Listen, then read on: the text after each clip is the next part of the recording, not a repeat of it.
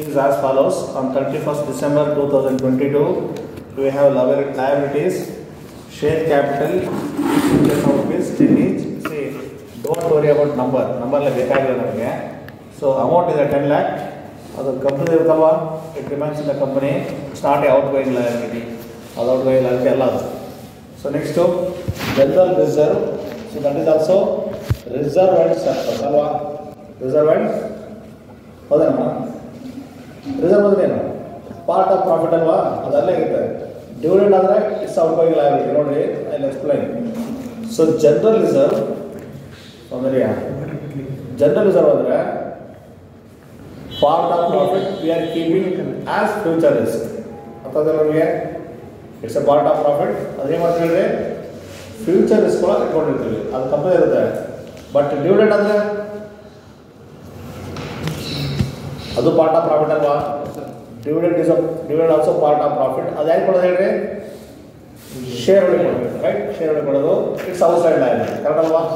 But reserve company ಇರುತ್ತೆ. ನಮಗೆ ನಾನು ಹೇಳ್ತಾ ಇದ್ದೆ, AC ಕ್ಯಾಲ್ಕುಲೇಟ್ ಮಾಡೋ ಟೈಮಲ್ಲಿ ಅಸೆಟ್ಸ್ ಮೈನಸ್ ಔಟ್ಗೋಯಿಂಗ್ ಲಯಬಿಲಿಟಿ ಅಲ್ವಾ? General reserve not outgoing liability. But dividend ಕೊಡಬೇಕಲ್ವಾ? ಸ್ವಲ್ಪ ಔಟ್ಗೋಯಿಂಗ್ ಲಯಬಿಲಿಟಿ ಇರುತ್ತೆ. Next current liabilities, sorry profit loss account we have 3 lakh ಅಲ್ವಾ? ಅದು ಅಲ್ಲೇ ಪ್ರಾಫಿಟ್ ಲಾಸ್ ಅಕೌಂಟು ಕಂಪ್ನಿ ಇರೋದು, ಕಂಪ್ನಿಯಿಂದ ಹೊರಗೋದು ಇದು ಇರೋದಲ್ವಾ? ಇದು ಡಿವಿಡೆಂಡ್ ಮಾತ್ರ ಕಂಪ್ನಿಯಿಂದ ಹೊರಗೋದು. Correct dividend. Profit loss account also ಇರುತ್ತೆ, ಬಟ್ ಅದನ್ನ ಡಿಕ್ಲೇರ್ ಆಗಿರಲ್ಲ. ಡಿವಿಡೆಂಡ್ ಇರುತ್ತಲ್ಲ, ಅದು ಡಿಕ್ಲೇರ್ ಇರೋದು ಯಾರು ಓದ್ತೇಳಿ? Shareholder. So that is outgoing liability, not profit loss account. Current liability ಏನು? ಕರೆಂಟ್ ಲಯಬಿಲಿಟಿ ಔಟ್ಗೋಯಿಂಗ್ ಲಯಬಿಲಿಟಿ ಅಲ್ವಾ? ಇದು ಹೊರಗಡೆ ಹೋಗ್ತಿರೋದು ಯಾವುದು? Say some examples of current liability: short term loan, bank overdraft, outstanding, bills payable, creditors ಅಲ್ವಾ? Debentures, loan ಅಲ್ವಾ? We have to pay from outsiders ಅಲ್ವಾ? ಅದಕ್ಕೋಸ್ಕರ ಇದನ್ನ ಅದು current liability, it's outside liability ಅಂತ ತಗೊಳ್ತಾ ಇದ್ದೀವಿ. Totally 18 lakh liability side. Now we have asset side. Fixed assets less depreciation ಅಂತಿದೆ ನೋಡಿ, it's very important. Exact fair value ಕೊಟ್ಟಿದ್ದಾರೆ. ಎಕ್ಸಾಕ್ಟು ಫೇರ್ ವ್ಯಾಲ್ಯೂ ಕೊಟ್ಟಿದ್ದಾರೆ. ಯಾವ್ದು ಹೇಳಿ? ಫಿಕ್ಸ್ಡ್ ಅಸೆಟ್ಸ್ ಅಂತ ಹೇಳಿ. ಆಫ್ಟರ್ ಪ್ರೊವೈಡಿಂಗ್ ಡಿಪ್ರಿಸಿಯೇಷನ್ ವ್ಯಾಲ್ಯೂ ಇದೆ. ಏನು ಯೂಸ್ ಮಾಡ್ತಿದ್ದೀರಾ? ಡೌಟ್ಸ್ ಇದ್ರೆ ಕೇಳಬೇಕು. ಮಾರ್ಕೆಟ್ ವ್ಯಾಲ್ಯೂ ಕೊಟ್ಟಿದ್ದಾರೆ. ಯಾವುದನ್ನ? ಫಿಕ್ಸ್ಡ್ ಅಸೆಟ್ಸ್ ಅಂದರೆ ಆಫ್ಟರ್ 1 year ಎಷ್ಟಿದೆಯಲ್ಲ ಆ ವ್ಯಾಲ್ಯೂ ಕೊಟ್ಟಿದ್ದಾರೆ. 8 lakh ಇದೆ. ಇನ್ವೆಸ್ಟ್ಮೆಂಟ್ಸ್ ಇದನ್ನ ಹೇಳಿದೆ ನಿಮಗೆ. Investments is not A business asset ಅಲ್ವಾ? ಬಿಸ್ನೆಸ್ ಅಸೆಟ್ ಅಲ್ಲ ಇದು, ಅದನ್ನು ತಗೊಳಂಗಿಲ್ಲ. ನೆಕ್ಸ್ಟು ಕರೆಂಟ್ ಅಸೆಟ್ಸ್ ಹೇಳಿದ್ರಿ. ಕರೆಂಟ್ ಅಸೆಟ್ಸ್ ಯಾವ್ದು ಅಂತೇಳಿ ಅದೆಲ್ಲ ಗೊತ್ತಿದೆ. ಕರೆಂಟ್ ಅಸೆಟ್ಸ್ ಹೇಳಿ 8 lakh ಇದೆ. Total 18 lakh. So net profit after taxation 1920 we have 2,60,000, 2021 2,50,000, 21-22 3 lakh ಅಲ್ವಾ? ಇಷ್ಟಿದೆ. ನೋಡ್ರಿ, ಅಸೆಟ್ಸ್ ನೋಡಿದ ಪ್ರಾಫಿಟ್ ನೋಡ್ರಿ ಗೊತ್ತಾಗುತ್ತೆ ನಿಮಗೆ. ಆ ಪ್ರಾಫಿಟ್ ನೋಡಿದ್ರೆ ಫ್ಲಕ್ಚುಯೇಟಿಂಗ್ ಇದೆ ನೋಡ್ರಿ.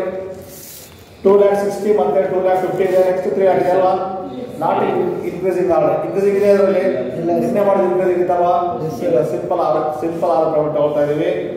ಮತ್ತೆ ನಾರ್ಮಲ್ ರೇಟ್ ಆಫ್ ರಿಟರ್ನ್ ಕೊಟ್ಟಿದ್ದಾರೆ, 12% ಇದೆ. Current assets are to be taken at 8,60,000. ನೋಡಿ ಹೇಳಿದ್ರಿ ನಿಮಗೆ ಅಡ್ಜಸ್ಟ್ಮೆಂಟ್ ವ್ಯಾಲ್ಯೂ ತಗೋಬೇಕಲ್ವಾ? ಹೌದಲ್ವಾ? Not balance sheet value adjust ಮಾಡ್ಕೊಂಡು ಅದು ತಗೋಬೇಕು. ಇಲ್ಲಾಂದ್ರೆ balance sheet value, book value is what? Balance sheet value ಅದು ತಗೋಬೇಕು. ಇದು ಅಡ್ಜಸ್ಟ್ ಕೊಟ್ಟಿದೆ, ಅದು ತಗೊಳ್ತಾ ಇದ್ದೀನಿ. Simple there are 2 questions. 5 years purchase of simple average adjusted profit, 5 years purchase of super profit ಇದೆ. ಅದಕ್ಕೆ ನಾನು ಇನ್ನೂ ಆ್ಯಡ್ ಮಾಡ್ತಿದ್ದೀನಿ. ಕ್ಯಾಪಿಟಲೇಷನ್ ಆಫ್ ಸೂಪರ್ ಪ್ರಾಫಿಟ್ ಆಲ್ಸೋ ಮಾಡ್ತಿದ್ದೀನಿ. 3rd ಕ್ವಶನ್ ಅಂತ ಕೊಡ್ತಾ ಇದ್ದೀನಿ. ಕ್ಯಾಪಿಟಲೇಷನ್ ಆಫ್ ಸೂಪರ್ ಪ್ರಾಫಿಟ್ ಅದನ್ನು ಆ್ಯಡ್ ಮಾಡ್ತಾ ಇದ್ದೀನಿ. ಈಗ ಸೊ ಫಸ್ಟ್ ಏನಾದ್ರೆ ಕ್ಯಾಲ್ಕುಲೇಷನ್ ಆಫ್ ಏನು ಮಾಡಿಲ್ವಾ? Average capital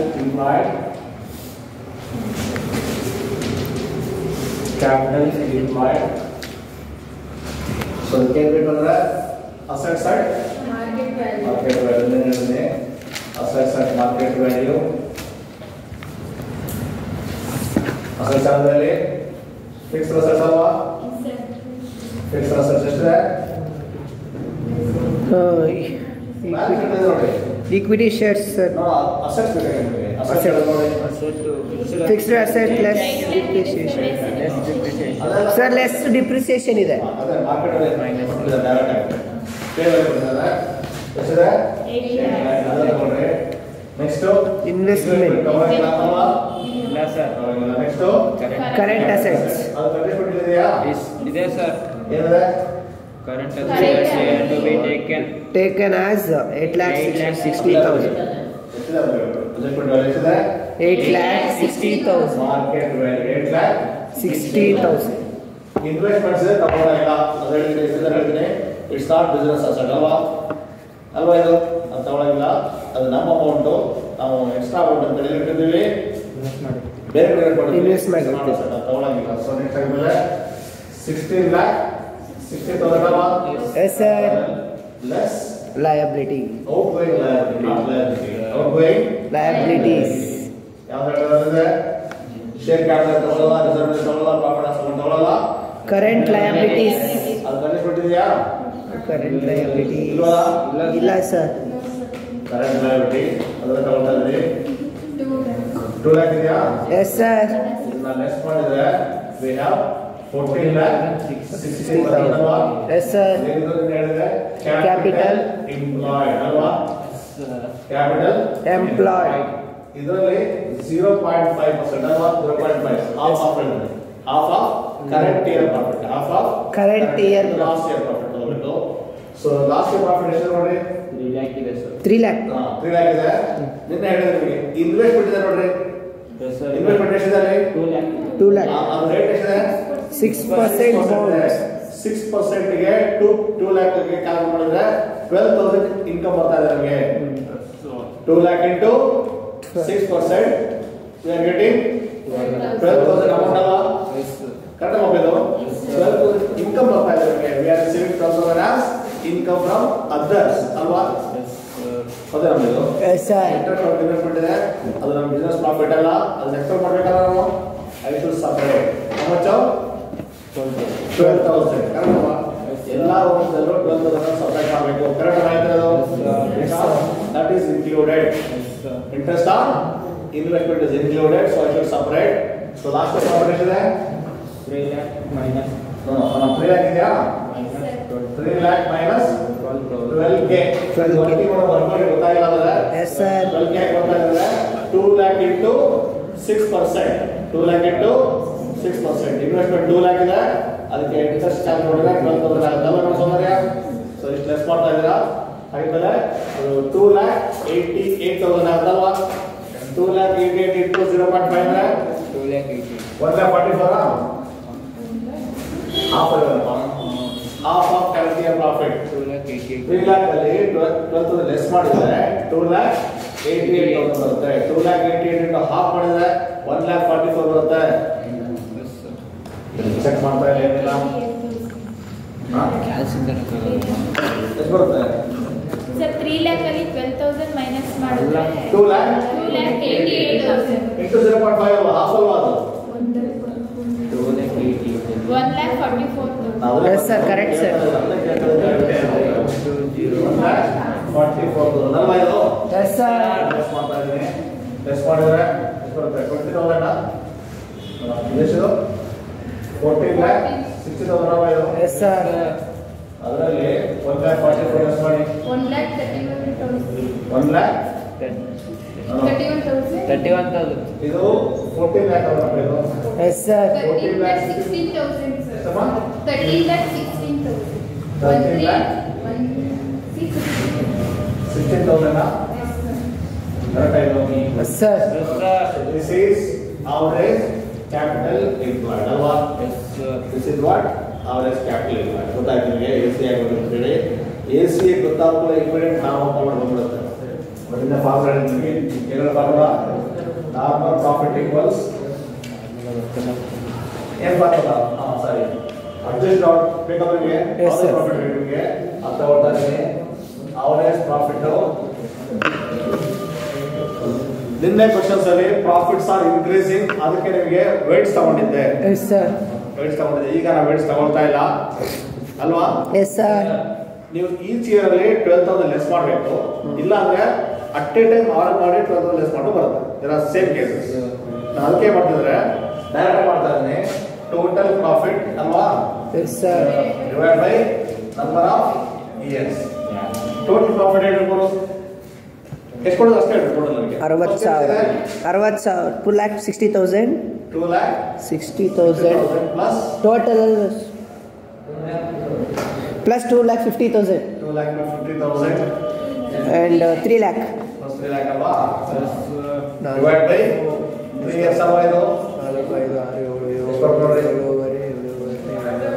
8,10,000 sir. 8,10,000 ಬರುತ್ತೆ. ಡಿವೈಡ್ ಬೈ 3 ಇಯರ್ಸ್ ಅಲ್ವಾ, 2,70,000. 2,70,000 ಇದೆ. ಇದರಲ್ಲಿ ಮೈನಸ್ 12 ಅಲ್ವಾ, Yes sir. 12,000 ಲೆಸ್ ಮಾಡಬೇಕಲ್ವಾ. Yes sir. ಈ ಚೇರಲ್ಲಿ ಇನ್ವೆಸ್ಟ್ಮೆಂಟ್ ಇಂಟ್ರೆಸ್ಟ್ ಇದೆ, ಅದು ಬರ್ತಾ ಇದೆ. 12,000 ಲೆಸ್ ಮಾಡ್ತಾರೆ ಅಲ್ವಾ. Yes sir. ಅದೇ ರೀತಿ ನಾನು ಹೇಳಿದೆ ನಿಮಗೆ, interest on investment not correct ಅಲ್ವಾ ಇದು. 2,58,000. 2,58,000. This is Average average profit. profit. Correct ಅಲ್ವಾ ಇದು. Yes sir. ಗೊತ್ತಾಯ್ತು ನಮಗೆ ಆವರೇಜ್ ಪ್ರಾಫಿಟ್ ಗೊತ್ತಾಯ್ತು. ನಾನು ಪ್ರಾಫಿಟ್ ಬರುತ್ತೆ AC ಇಂಟು NR ಅಲ್ವಾ. ಇದನ್ನ ಹೇಳ್ತೀನಿ, AC into NR, average capital employed into NR, normal rate of return ಕೊಟ್ಟಿದ್ದಾರೆ ನಿಮಗೆ. AC ನಾವು ಜಸ್ಟ್ ಕ್ಯಾಲ್ಕುಲೇಟ್ ಮಾಡಿದೀವಿ, ಇದೆ ಅಲ್ವಾ. Yes sir. 13 lakh 16,000 ಇಂಟು 10% ಅಲ್ವಾ ಇದು. Yes sir. ಇದರಿಗೆ 1,31,600 ಬರುತ್ತಾ. 1,31,600 ಬರುತ್ತೆ ಅಲ್ವಾ ಇದು. Yes sir. Super profit. ಅದಕ್ಕೆ ಫಾರ್ಮುಲಾ ಇದೆ, ಆವರೇಜ್ ಪ್ರಾಫಿಟ್ ಮೈನಸ್ ನೆಟ್ ಅಲ್ಲ, ನಾರ್ಮಲ್ ಪ್ರಾಫಿಟ್. ನಾರ್ಮಲ್ ಪ್ರಾಫಿಟ್ ಅಲ್ವಾ ಇದು. Yes sir. Not net profit, normal profit. So average profit ಎಷ್ಟಿದೆ, 2,58,000 ಮೈನಸ್ ನಾರ್ಮಲ್ ಪ್ರಾಫಿಟ್ 1,31,600. ಎಷ್ಟು ನೋಡ್ರಿ, 1,26,400. 1,26,400. This is super profit. ಇಷ್ಟು ಬಂದ್ರೆ ಹೋಲ್ ಕ್ಯಾಲ್ಕುಲೇಷನ್ ಜಸ್ಟ್ ನೀವು ಫಾರ್ಮುಲಾ ಅಪ್ಲೈ ಮಾಡೋದು ಅಷ್ಟೇ. ಇದಕ್ಕೆ ಇದು ಅನ್ಕಂಡ ಇದು. ಸೊ ನಾರ್ಮಲ್ ಪ್ರಾಫಿಟ್ಗೆ ಫಾರ್ಮುಲಾ ಇದೆ, ಎಲ್ಲ ಕ್ವಶನ್ ಅಷ್ಟೇ. AC ಇಂಟು NR ಆಗುತ್ತೆ, average capital employed into NR.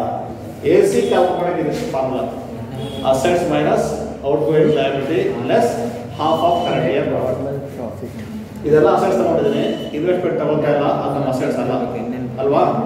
ಇದ್ರಲ್ಲಿ ಔಟ್ಗೋಯಿಂಗ್ ಲಯಬಿಲಿಟಿ ತಗೋಬೇಕು. ಕ್ವಶನ್ ಒಂದೇ ಒಂದು ಔಟ್ಗೋಯಿಂಗ್ ಲಯಬಿಲಿಟಿ ಇದೆ, ಯಾವುದು ಕರೆಂಟ್ ಲಯಬಿಲಿಟಿ ಇದೆ. It's outgoing liability. Current liability ಅಂದ್ರೆ creditors, bills payable, bank overdraft, short term loan, bank ಅದು ಲೆಸ್ ಮಾಡಿದ್ರೆ 14,60,000 ಬರ್ತಾ ಇದೆ. ಅದರಲ್ಲಿ ಲಾಸ್ಟ್ ಇಯರ್ ಪ್ರಾಫಿಟ್ ಎಷ್ಟಿದೆ ನೋಡ್ರಿ, 3 lakh ಇದೆ ಅಲ್ವಾ. Yes, sir. 3 lakh ಅಲ್ಲಿ 12,000 ಇರುತ್ತೆ. ಇಂಟ್ರೆಸ್ಟ್ ಆನ್ ಇನ್ವೆಸ್ಟ್ಮೆಂಟ್ ಬಂದಿರುತ್ತೆ ನಮಗೆ, ಇಂಟ್ರೆಸ್ಟ್ ಆನ್ ಇನ್ವೆಸ್ಟ್ಮೆಂಟ್ ಅದು ಲೆಸ್ ಮಾಡ್ತಾ ಇದ್ದಾನೆ. 3 lakh ಅಲ್ಲಿ 12,000 ಲೆಸ್ ಮಾಡಿದ್ರೆ 2,88,000 ಬರುತ್ತೆ. ಅದನ್ನ ಹಾಫ್ ಮಾಡಿದ್ರೆ 1,44,000 ಆಗುತ್ತೆ. ಲೆಸ್ ಮಾಡಿದ್ರೆ AC ಬರುತ್ತೆ. AC ಬಂದ್ರೆ ನಮ್ಮ ಕ್ಯಾಲ್ಕುಲೇಷನ್ ಫಿನಿಶ್ ಆದಂಗೆ, ಬಿಕಾಸ್ ಡೈರೆಕ್ಟ್ಲಿ ಫಾರ್ಮುಲಾ ಇದೆಲ್ಲ ಅಷ್ಟೇ. ನಾವು AC ಬಂದ್ರೆ ಇಮಿಡಿಯೇಟ್ ಆಗಿ ನಾವು ಫಂಡ್ ಮಾಡ್ಬೋದು.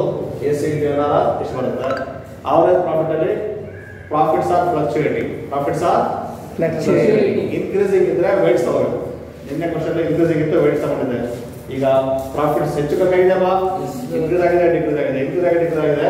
ಅದಕ್ಕೆ ಡೈರೆಕ್ಟ್ ಆಗಿ ನೋಡ್ಬಿಡ್ರಿ, total profit divide by number of years. Total profit divide by number of years. Total profit group ತಗೊಂಡಿದ್ದೀರಾ, divide by number of years free ಮಾಡಿದ್ರೆ 2,70,000 ಇದೆ. ಮೈನಸ್ 12,000. ಇದು ಸಪರೇಟ್ ಆಗಿ ಇಯರ್ ವೈಸ್ 12,000 ಲೆಸ್ ಮಾಡಿದ್ರೆ ಇಷ್ಟೇ ಬರುತ್ತೆ ಆನ್ಸರ್ ನಿಮಗೆ. ಲಾಸ್ಟ್ ಇಯರ್ ವೈಸ್ 12,000 ಲೆಸ್ ಮಾಡಿ ಬರ್ಕೊಂಡ್ರು ಇಷ್ಟೇ ಬರುತ್ತೆ. ಡೈರೆಕ್ಟ್ ಅಟ್ಯಾಕ್ ಮಾಡೋದು ಅಷ್ಟೇ ಬರುತ್ತೆ, ಏನು ತೊಂದರೆ ಇಲ್ಲ. ಮ್ಯಾಟರ್ ಮಾಡ್ಕೊಡ್ರಿ. ಸೊ ಆವರೇಜ್ ಪ್ರಾಫಿಟ್ ಹೋದ್ರೆ ಸೂಪರ್ ಪ್ರಾಫಿಟ್ ಮಾಡ್ಬೋದಲ್ವಾ. ಆವರೇಜ್ ಪ್ರಾಫಿಟ್ ಮೈನಸ್ ಕ್ವಶನ್ ಇದೆ, ನಾರ್ಮಲ್ ಪ್ರಾಫಿಟ್ ಕೊಟ್ಟಿದ್ದಲ್ಲ, ನಾರ್ಮಲ್ ರೇಟ್ ಆಫ್ ರಿಟರ್ನ್ ಎಷ್ಟು ಬಿಟ್ಟಿದ್ದಾರೆ, ಈಗ ಹೇಳ್ತಾರೆ 12 ಇದೆಯಾ, 12% ಎಷ್ಟಾಗುತ್ತೆ ನೋಡ್ರಿ. 12% how much of 1,50,000 ನೋಡಿ ಬರ್ತೀನಿ ಮೆಸೇಜ್ ಬಂತು 1,57,950. 920. Cyber Correct.